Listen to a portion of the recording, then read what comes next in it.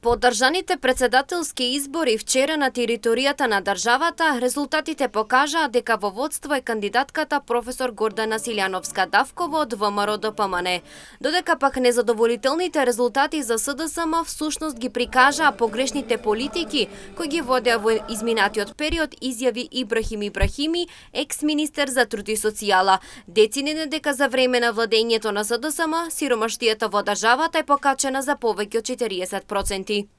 Вчерашните резултати ги покажа погрешните политики на Социјалдемократскиот сојуз и на ДУИ, каде што буквално секој ден скандали, погрешни политики во дел на вработување, погрешни политики во дел на социјална политика, наместо да ја подобрат ситуацијата на населението, тие е многу ја влошија, сиромаштија, значи надмина повеќе од 40% сиромаштија, така да ова беше казна за нивните политики во претходниот период. Затоа на 8 мај да излеземе сите, да го дадеме гласот за бројот 2, бидејќи бројот 2 значи надеж, бројот 2 значи просперитет.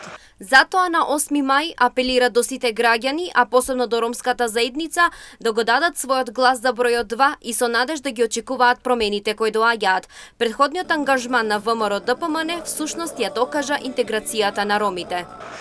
И посебен апел би упатил до ромската заедница да не го дадат својот глас за малите политички субјекти, бидејќи секој глас даден за таквите мали политички субјекти значи изгубен глас. Глас фрлен во бунар. Нека гласат за број 2, нека го ја поддржат Гордана Силјановска и ВМРО-ДПМН, бидејќи ВМРО-ДПМН покажа во претходниот период што значи интеграција на ромите, што значи вистинска интеграција на ромите. Инаку на вчерашните председателски избори во првиот круг со најмногу гласови беше професор Гордана Силјановска-Давкова од ВМРО-ДПМН, што значи дека останува во трката за шеф на државата во вториот круг, заедно со против кандидатот Стево Пендаровски од СДСМ кој ќе се оддржат на 8 мај.